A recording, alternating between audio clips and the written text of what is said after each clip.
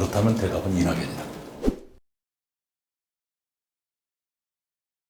네, 그것이 이제 표에 어떻게 반영될지는 좀 지켜봐야 되겠는데요. 흔히 하는 말로 기도하는 심정으로 기다리고 있지요.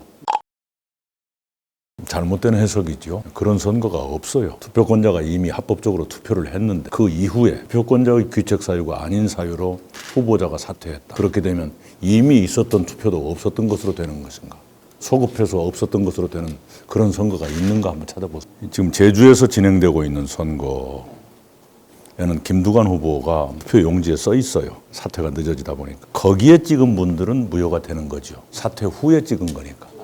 그런데 2주 전에 찍은 것도 무효고 투표도 안 한 것이다 라고 해석하자는 거 아니에요. 투표도 안 한 것이다 그 말씀을 뜻을 아시죠? 분모에서도 빼겠다는 것은 투표도 안 한 것이다.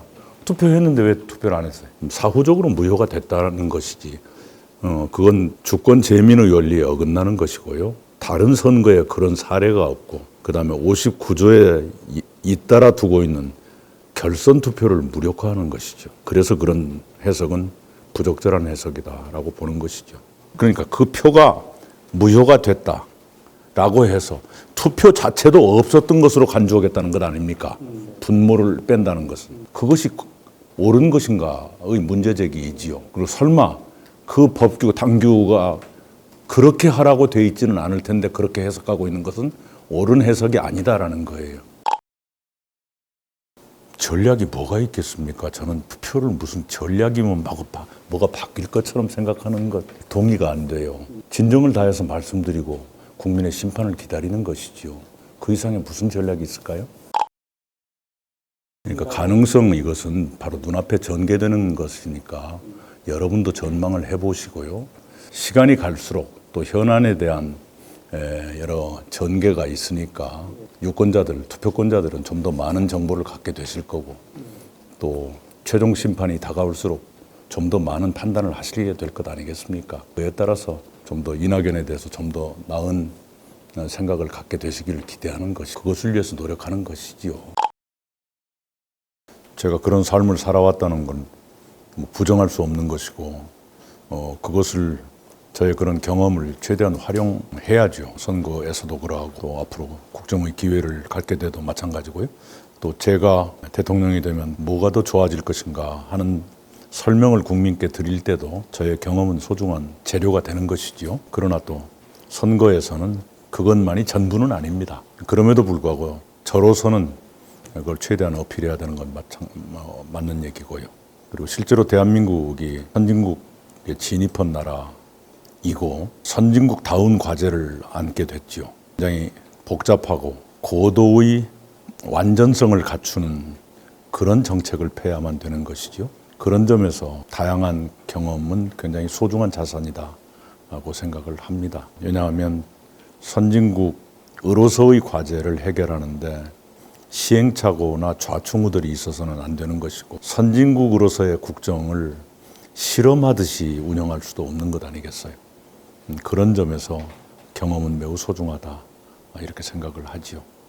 이 경험을 사장시키는 것보다는 활용하는 것이 국가에도 도움이 될 것이다. 대체로 어느 정부나 후반기 특히 그 임기 말에 가면 교체 여론이 높아지게 돼 있습니다.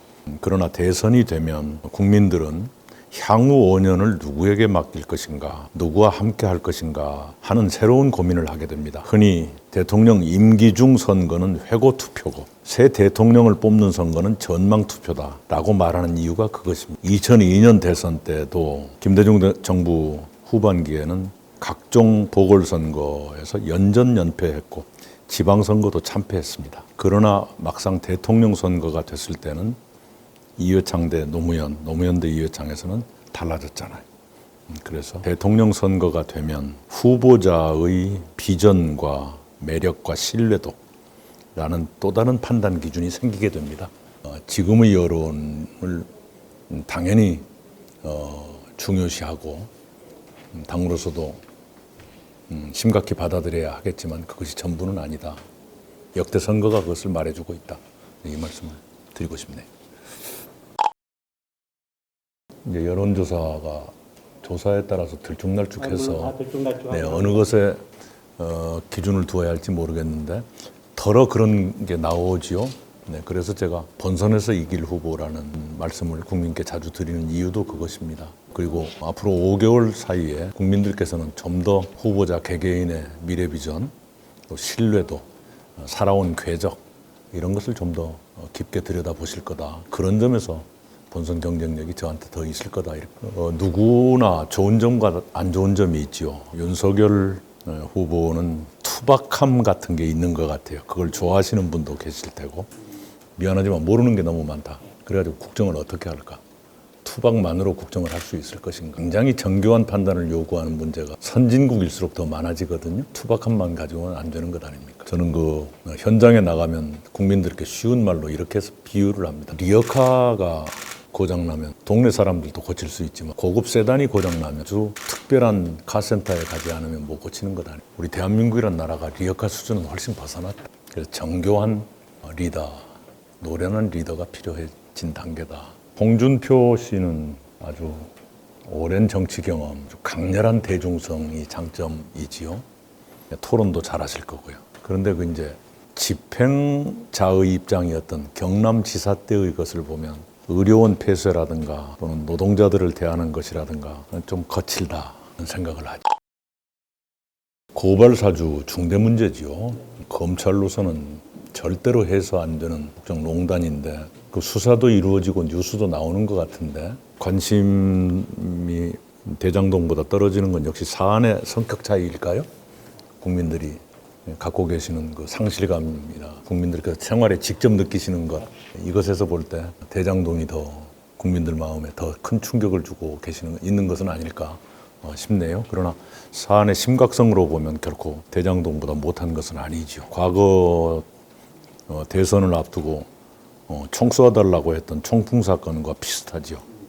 고발해달라, 총 쏘아달라 비슷한 거 아니에요. 굉장히 추악한 범죄. 검찰권이 사유화될 수 있다는 사유화 정도가 아니라 범죄의 무기가 될 수도 있다는 것을 그 사람들이 입증해 준 것 아닙니까?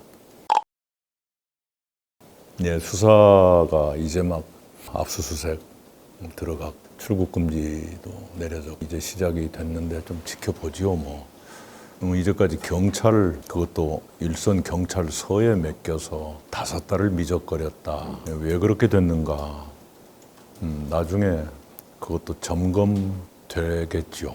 그건 굉장히 큰 잘못이죠. 특검은 입법사항이지. 그래서 어차피 여야가 정치적 계산과 의도를 가지고 맞붙게 돼 있어서 한국 정치의 현실로 볼 때 쉽게 합의될 수 있을까? 그래서 저는 정부의 결단만으로 가능한 합수본의 대안을 제시했어요. 국정조사건 특검이건 국회 안에서 벌어지는 일은 특히 대선을 앞두고 있고 또 거기에 등장하는 분들이 양당 모두에게 중요한 사람들이어서 서로 티격태격만 하다가 아무것도 안 될 가능성도 있죠. 그런 현실을 보고 제가 대안으로서 정부가 종합적이고 체계적이고 강력한 수사를 해야겠다. 아마 그래도 뒷말이 많이 남을 가능성이 있습니다. 제가 몸담았던 정부로서는 큰 불행이죠. 그런 불행이 없길 바랍니다만. 올 봄에 LH 사태 났을 때 정세균 총리님의 결단으로 합수본을 구성했거든요. 그때 합수본을 구성했던 이유는 검경 수사권 조정에 따라서 효과적인 수사를 하는데 좀 어려움이 있다 해서 합수본을 한 거거든요. 이번도 비슷한 구석이 있어요. 그리고 어쩌면 그때보다 더 복잡한 것도 있죠. LH 사태 때는 최소한 그 초호화 변호인단은 없었잖아요. 이번에는 아주 상상을 뛰어넘을 정도로 대법관, 검찰총장, 특검 출신들이 죄다 뭔가를 위해서 뭔가를 보호하려고 모여 있는 그런 사건이기 때문에 웬만한 수사 역량 가지고는 돌파할 수 있을까? 만약 어떤 이유로든 제대로 밝혀내지 못하면 크나큰 짐이 될 겁니다. 정부를 위해서건 여야 정당을 위해서건 대한민국의 미래를 위해서건 그것이 큰 걱정입니다. 진실이 뭐냐에 따라서 성격이 좀 달라질 수가 있겠죠. 그러나 의심이나 짐작은 여러 가지로 나올 수도 있는 사안 같아요. 양쪽의 주장이 하도 다르니까 아직은 좀 지켜보는 것이 옳겠습니다만은 예, 이 문제는 분명한 것은 정치의 문제여서는 안 됩니다. 진실의 문제여야 하고요. 그리고 공방이 아니라 규명의 과제이지요. 이것이 자꾸 공방으로 비치는 것은 누구를 위해서도 도움이 안 됩니다. 굉장히 복합적인 기득 세력의 부패 카르텔이 지금 드러나고 있는 것 아닌가요? 이제까지의 부패 카르텔과 조금 다른 게 있다면 법조까지 함께 들어가 있는, 입법부도 들어가 있고 삼권이 다 몰려 있는 거의 전례가 드문 부패 카르텔이죠. 영화가 현실이 됐습니다. 예, 예, 영화가 현실이 됐습니다. 네. 예전에 일본 신문 사설 하나에 이게 있었어요. 어떤 선거 결과였던가 현실이 사설을 선행하다. 사설이 그런 제목의 사설이 있었어요. 논설위원들이 사설을 쓰는데 근사하게 쓰잖아요. 그런데 자기들이 상상했던 것 이상의 결과가 나와서 현실이 사설을 선행했다 이런 제목이 있었는데 근데 지금 벌어지는 현실이 정말로 상상을 뛰어넘고 있는 것 같아요. 그만큼 우리 기득 세력의 부패 카르텔이 강고하게 남아 있었다. 그리고 이것을 척결하려면 통상의 체제 가지고는 어려울 것이다. 그러나 승부를 걸어야 한다. 대한민국을 위해서. 일자리 상황판이라는 건 고용의 양을 나타내기 쉽지요. 숫자로 나오는 거니까요. 취업률이 취업자 숫자가 늘었다 또는 줄었다. 그것만 놓고 보면 지금 상당히 호전되고 있는 것으로 나타나고 있죠.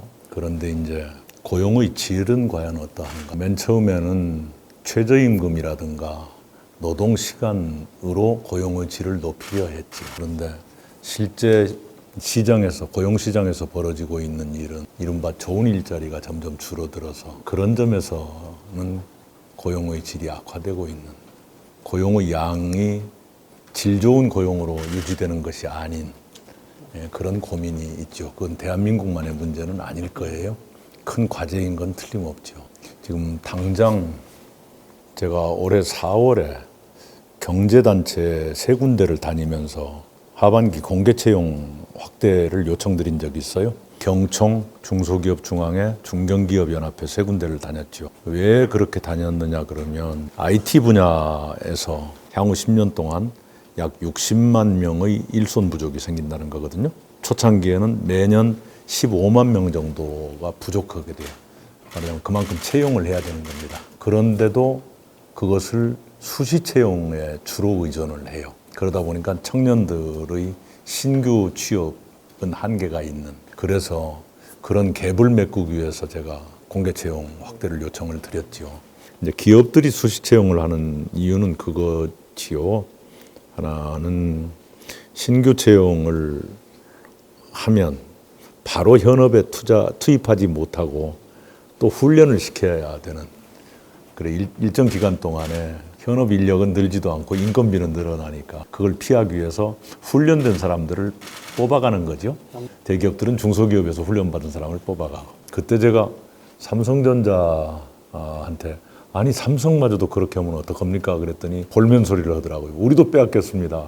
게임 업계에서 빼간대요. 게임 업계가 너무 좋아서. 그래가지고 삼성전자보다 더 높은 연봉을 내걸면서 빼간다는 거예요. 이게 국가 전체로는 좋은 일인가요? 나쁜 일인가요? 그래 자기들도 지금 어쩔 수 없이 그럴 수밖에 없다 그런 얘기인데, 그런다 하더라도 그게 뭡니까 하고 제가 그런 적이 있었어요. 요건데 이 얘기가 다시 돌아갑니다. IT 분야가 그렇게 지금 우리가 청년들의 눈높이에 맞는 일자리, 이른바 좋은 일자리로 고용의 양이 채워지는 것이 아니라 그렇지 않은 경우도 많이 포함돼서 고용의 양이 어느 정도 유지가 되고 있다. 일자리 상황판은 채워질지 모르지만 취업자들의 삶을 들여다보면 꼭 그런 것도 아니다. 그거 우리의 과제다. 한국만의 과제는 아니지만 분명히 우리도 과제다. 우선 IT 분야는 비교적 청년들 눈높이에 맞는 분야니까요. 그쪽을 좀 더 활발하게 해서 해마다 15만 명 정도가 필요한데 그것을 기존 시장에서 빼가는 방식으로 수시 채용 방식으로 하는 것을 좀 고쳐야 되겠다. 이제 그렇게 하려면 이제 학교와 기업이 협업을 해서 취업을 하면 바로 현업에 투입할 수 있을 정도로 만들어야죠. 그래야 신규 채용을 늘릴 수가 있는 거니까요. 그 다음에 또 하나는 이제 그린 분야, 그린 뉴딜이 2025년까지 아마 60만 개 정도 일자리를 생각하고 있었죠. 정부가 이미 발표를 했습니다. 그런 거 차질 없이 이루어진다면 그 분야도 괜찮겠다 싶고요. 그 다음에는 이제 우리가 큰 용기를 내야 될 게 돌봄 분야입니다. 예를 들어서 아이들 돌봄, 초등학교 학급당 학생 수를 더 줄이자, 또는 유치원 어린이집의 선생님 대 아이들 숫자를 더 줄이자 라고 하면 그만큼 돌봄 교사가 증원돼야 되거든요. 그런 식의 그 새로운 일자리, 청년들께 돌봄이라는 직업을 물어보면 눈높이에 어긋나는 것은 아니에요. 단지 처우 개선이 필요하다는 그 정도거든요. 크게 보면 그 세 가지 덩어리, 그나마 청년들 눈높이에 맞는 일자리의 보고가 될 수 있습니다. IT를 포함한 미래산업, 거기에 이제 바이오도 포함되고요. 미래차, IT, 그리고 이제 그린, 또 하나가 돌봄. 이 세 가지 분야가 청년들 일자리에 상당한 정도 도움이 될 수 있을 것이다. 이렇게 생각을 하지요. 제가 발표한 것은 5대 성장 전략이라는 것이 있었어요. 첫째가 기술 성장, 그린 성장, 사람 성장, 포용 성장, 공정 성장입니다. 기술 성장은 문재인 정부가 말한 혁신 성장하고 같은 개념이죠. 거기에 아까 제가 말씀드린 IT나 바이오, 미래차 등등 미래 산업에서 나오는 성장. 두 번째 이제 그린 성장은 그린 뉴딜에서 나와야 되는 에너지 전환을 포함한 그린 뉴딜에서 나오는 성장. 사람 성장은 앞으로 이제 전업이라든가 이런 것이 더 빈번해질 것이기 때문에 사람을 재교육시키고 사람에게 투자해서 사람을 통해서 나오는 성장. 말하자면 재취업의 활성화 같은 것이죠. 그리고 이제 포용 성장은 지금 소득주도 성장 같은 그런 철학이죠. 어려운 저소득층들의 구매력을 높여드려서 성장에 기여토록 하자. 그 다음에 이제 공정성장은 중소기업들한테 좀 더 기회를 주자. 간단히 말하면 그런 얘기이죠. 공정한 기회를 줌으로써 지금은 대기업들이 외형의 성장이나 또는 이윤에 비해서 고용이 그만큼 늘어나지 않거든요. 이윤 대비 고용의 확대는 중견기업, 중소기업이 훨씬 크지 않습니까? 그래서 그런 쪽에 공정성장이라는 그런 철학을 가지고 중견기업이나 중소기업 쪽에 고용 여력을 더 키운다거나 성장 여력을 키우자. 그런 5가지 얘기이죠. 그러나 이제 고용 없는 성장이라는 세계적인 트렌드를 얼마나 극복할 수 있느냐 하는 것은 굉장히 큰 결단 같은 게 필요할 거예요. 장애인 재활센터를 갔더니 기계화할 수 있는 것을 일부러 기계화를 하지 않은 파트가 있더라고요. 그거라도 있어야 노동자들께 일거리가 제공될 수 있으니까 마치 일본이 고속도로 톨게이트를 기계화하지 않고 어르신들 일자리로 주는 것과 비슷해요. 시간은 걸리지만 우리는 그게 전부 다 하이패스로 해서 막 지나가잖아요. 근데 일본은 그냥 동작도 느리신 어르신들이 앉아가지고 계속 이거 찍고 있거든요. 그것은 아쉬움이 있죠. 결과론적이지만 예컨대 최저임금 인상률이 좀 더 진폭이 적게 일정한 흐름으로 갈 수는 없었을까 하는 것은 반성 과제죠. 그러나 결과론적으로 16% 넘다가 2%대로 떨어지다가 이것은 썩 바람직한 일은 아니죠. 일정하게 갔더라면 더 예측 가능성이 높아지고 안정감도 더 주었을 텐데 왜 그랬을까? 여러 가지 정책 결정 구조나 과정에 반성의 과제가 있었다. 아까 그 부분은 그러니까 속도가 빨랐다 늦었다의 문제가 아니에요. 일정하지 않았다. 진폭이 너무 심했다. 그러지 않았을 수도 있었을 텐데 그래서 예측 가능성을 더 높였어야 하는데 소상공인 자영업자가 800만 명입니다. 요즘 하루에 900개씩의 점포가 없어져요. 다 합치면 몇십만 개가 없어졌습니다. 심지어는 일주일에 몇십 명씩 극단적인 선택을 하기도 해요. 자영업자 비상대책위원회가 있고 소상공인 생존연대라는 조직이 있어요. 조직 이름부터 절박하잖아요. 제가 부산에서 소상공인 생존연대 분들하고 만났는데 그분들이 성명서를 읽겠다고 그래서 정책 건의하는 줄 알았더니 아니에요. 죽어가는 사람의 마지막 절규 같은 글을 썼어요. 차마 이렇게 듣기도 고통스러울 정도였지요. 그만큼 절박합니다. 그래서 저는 이제 엊그저께 발표하기를 일단 40조 정도를 만들어보자. 20조는 소상공인 자영업자들의 손실보상과 피해 지원용으로, 20조는 PPP, 한국형 임금보호제입니까? 이렇게 한번 써보자. 그것을 할 수 있다면 연내에 추경이라도 했으면 좋겠는데 시간적으로 어렵다면 내년 예산에 정액해서라도 빨리 하자. 올해까지는 진통제를 놔주듯 하는 재난지원금으로 그때그때 떼워왔지만 한계가 이미 벗어나 있고요. 내년부터는 회복을 위한 대대적인 지원으로 가야 할 텐데 제가 몇 개월 전부터 정부한테 얘기를 했어요. 내년부터는 회복이다. 그러면 회복을 위한 예산과 정책을 준비해다오. 그런데 둘 다 제대로 준비를 못한 것 같아요. 예산은 예년의 예산 편성 방식을 답습하면서 그 위에 조금 더 얹어주는 그런 편성 방식을 선택한 것 같고, 정책은 아직 안 보입니다. 실제로 소상공인 자영업자들 만나면 자, 회복이라 하지만 코로나 이전으로의 복귀를 뜻하는 게 아닙니다. 앞으로 어떤 세상이 올지 저도 잘 모르겠습니다. 분명한 것은 코로나 이전으로 돌아가기 어려울 겁니다. 그러면 소상공인 자영업자들의 업종에 따라서는 새로운 업종으로의 전환이 쉽지 않은 분야도 분명히 있겠지만 또 전통시장 또한 그렇게 쉽게 되지 않는 경우도 있어요. 바꾸기 어려운. 그럼에도 불구하고 새로운 걸 준비해야 될 겁니다. 우리 중소벤처기업부도 준비를 하고 또 업종단체들도 준비를 했으면 좋겠다 생각을 하죠. 우선은 그 본격적인 재원 조달 방안을 마련하기 전에라도 올해 상반기에 우리가 경험했지 않습니까? 갑자기 수출이 호조를 보이면서 세수가 많이 늘어났거든요. 그것으로 우리가 추경도 편성했고 재난지원금도 주게 됐는데 그것이 그런 식의 그 세수 증가가 몇 년 동안 계속될 수 있을 것 같아요. 왜 그러냐 그러면 전 세계적으로 코로나 회복이라는 새로운 수요가 생길 것이고 우리가 비교적 선발주자가 될 것 같거든요. 코로나 회복에서. 그리고 코로나 기간 중이나 코로나 회복 기간 중에 수요가 늘어나는 분야가 바로 우리의 수출 여력이 있는 분야일 것 같거든요. 그래서 거기서 생기는 그 세수 증가가 있을 것 같아요. 그것을 우리가 회복에 들어가는 예산에 쓴다 하는 것이 가능할 텐데 그것으로 충분치 않을 겁니다.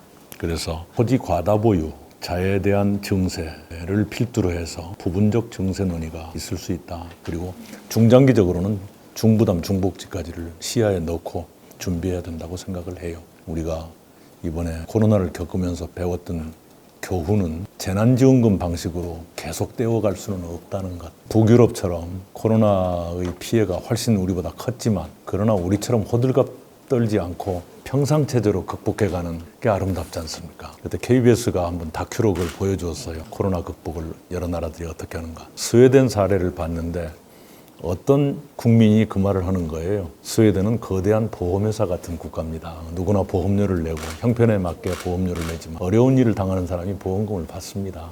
그래서 생활에 지장이 없습니다. 그거 같더라고요. 우리가 지향해야 될 나라가 있다면. 그것이 신복지 철학이지요. 우리가 당장 글로 가기는 어렵겠고 스웨덴과 우리가 국가 규모도 다르고 하지만 그러나 중부담 중복지로 간다면 비슷하게라도 그렇게 가는 것이 옳지 않겠나. 우선은 공급의 다양화, 예측 가능성의 제고, 그러니까 다양한 주거를 예측 가능하고 지속성 있게 공급해 가는 것. 이것이 우선 전제돼야 할 거예요. 그리고 그런 얘기를 하기 전에 문재인 정부가 약속했던 205만 호 공급 계획이 차질없이 이행돼야 합니다. 지금 우리 당 후보자들이 이런저런 얘기를 하고 있는데 모두 다 문재인 정부 205만 호를 다 전제하고 있어요. 무슨 신발명품이 아니에요. 전부 그거예요. 특히 이제 금년 2사 대책에 포함된 83만 호입니까? 그것이 차질없이 이행되는 게 중요합니다. 그렇게 해야 그 다음 계획들이 신뢰를 얻어가면서 이행될 수 있거든요.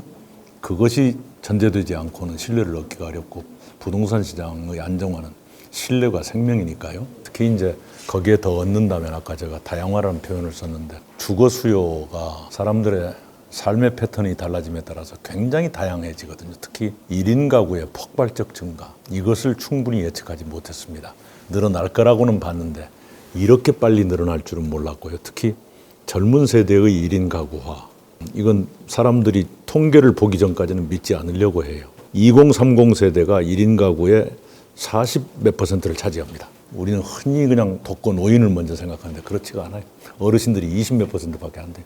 청년층이 어르신들보다 2배나 더 많습니다. 이 추세가 앞으로 가속됐으면 됐지 줄어들지 않을 거라 봐요. 청년들의 삶의 패턴이 바뀌니까. 거기에 맞는 주거가 공급되느냐. 지금 저희 세대는 저 같은 시골뜨기가 서울에 가면 친척 집에 빌붙어서 꼴방에 같이 자고 지금 청년들에겐 노땡큐거든요. 전혀 그렇지가 않거든요. 그런 그 새로운 수요가 있다는 것을 항시 염두에 두고 주택이 공급돼야 되고 그다음에 이제 국민들의 억장이 무너지게 하는 대장동 같은 이런 뿌리를 뽑아야죠. 그래서 저는 주택 정책의 일관된 추진, 주도적 추진을 위해서 주택부를 신설하자. 그리고 이제 정부가 지금 하려고 했던 그런 부동산 무슨 뭐 위원회 있잖아요. 그거 가지고는 안 될 것 같으니까 주택부 아래 부동산 감독원을 두어서 대장동 스캔들 같은 일이 안 생기게 하겠다. 그런 얘기를 하고 있죠. 그리고 이제 토지 독점 규제 3법이라 해서 그 공개념 얘기인데요. 과다보유가 너무 심각하니까 개인 소유 토지 77%가 상위 10% 손아귀에 들어가 있잖아요. 법인 소유 토지 92%가 10%한테 들어가 있습니다. 이건 지나친 거거든요. 이것에 제동을 걸어야 합니다. 과다보유한 부동산은 내놓든지 아니면 돈으로 내놓든지. 그 당시에 필요 이상의 논쟁이라는 대가를 치렀지만 결국은 그 길로 갈 수밖에 없다는 것이 갈수록 증명되고 이 팬데믹이 더욱더 그걸 가속화시키고 있지 않습니까? 그래서 에너지 전환은 우리가 당초 계획했던 것보다 더 속도를 내야 한다는 처지가 됐죠. 원자력은 어떻게 할 것인가? SMR 연구가 세계적 추세이기 때문에 우리도 거기에 늦지 않게 연구를 우선 하자. 그리고 안전성에 대한 확신 또는 검증이 이루어진다면 상용화까지를 그 다음에 생각해 볼 수 있겠다. 알기로는 벌써 한 10년이 훨씬 넘었을 거예요. 4차 산업혁명 시대에 대한민국이 살아남기 위해서 교육이 어떻게 돼야 한다. 스팀 분야의 인재를 더 많이 양성하고 더 강화해서 배출해야 한다. 그 얘기죠. 이 분야 중국은 이미 어마어마하게 하고 있는데 한국이 안 돼요. 제가 여러 번 얘기했지만 컴퓨터 공학과 우리 한국과 IT 업계가 10년 동안 60만 명의 일손이 부족하다 하는 이 나라에서요. 서울대학교 컴퓨터공학과 입학 정원이 2008년 55명, 지금도 55명입니다. 미국 스탠포드 대학의 컴퓨터공학과는 2008년 140명, 지금 745명입니다. 대한민국 교육에 무지무지하게 경직돼 있거든요. 그래 제가 그 소리를 여러 번 떠들고 여름에 서울대학 가서 오세정 총장 만났더니 600명으로 늘려달라고 그러더라고요.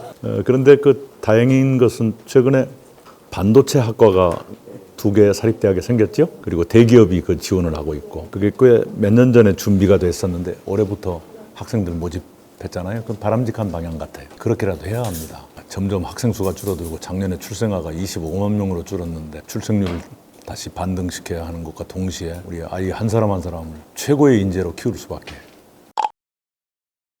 작년에 25만 명으로 출생아가 떨어졌는데 정부와 지자체 그리고 간접 비용까지 포함해서 간접 비용이란 건 예컨대 신혼부부 주택 지원 이것까지 포함입니다. 30조 원 정도가 쓰여졌어요. 그러면 단순 계산하면 아이 한 명당 1억 원 이상 썼다는 얘기죠. 그런데 효과는 별로다 이런 얘기죠. 그런데 지금 출생률 제고를 위한 지원은 출생의 비중이 두어져 있습니다. 첫째 아이는 얼마, 둘째 아이는 얼마 이런 식으로.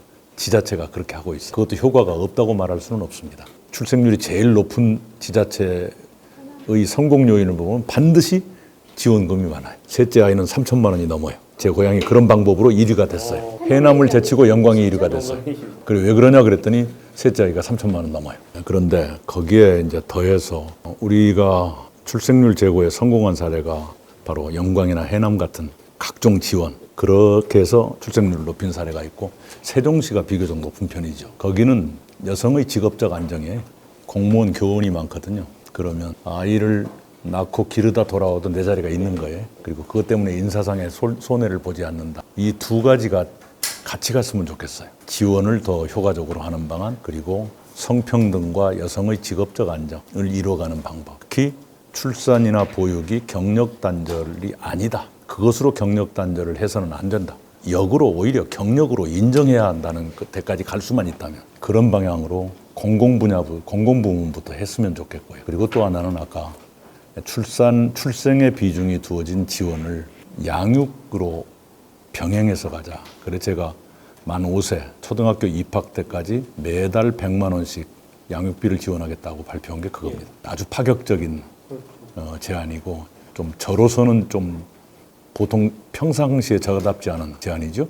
그리고 이제 한부모 가정의 경우에는 거기다 더 얹어서 드리자. 미혼부, 미혼모의 경우는 특별한 지원이 필요하죠. 왜냐하면 결혼 생활에서는 성공적이 아니라 할 수 있지만 아이는 내가 지키겠다는 의지를 가진 분 아니에요. 그분들은 도와드려야죠. 100만 원을 기본으로 하되 그런 한부모 가정은 좀 더 지원을 늘려드리자. 그래서 아이 키우는 것이 삶의 부담이 아니라 내가 아이는 지키고 싶다는 그 마음이 실현될 수 있도록 도와주는 그런 나라로 가자. 그런 생각이죠. 그래서 제가 출생률로 업적을 평가받는 최초의 대통령이 되겠다. 이렇게 말씀드린 이유가 그거예요. 오해가 하나 있어요. 제가 보기에. 지금이 신냉전 시대인가? 아직은 아니다. 그게 저의 진단입니다. 그 다음에 신냉전 시대가 된다면 구냉전과 비슷해지는 것인가? 제 대답은 아니다예요.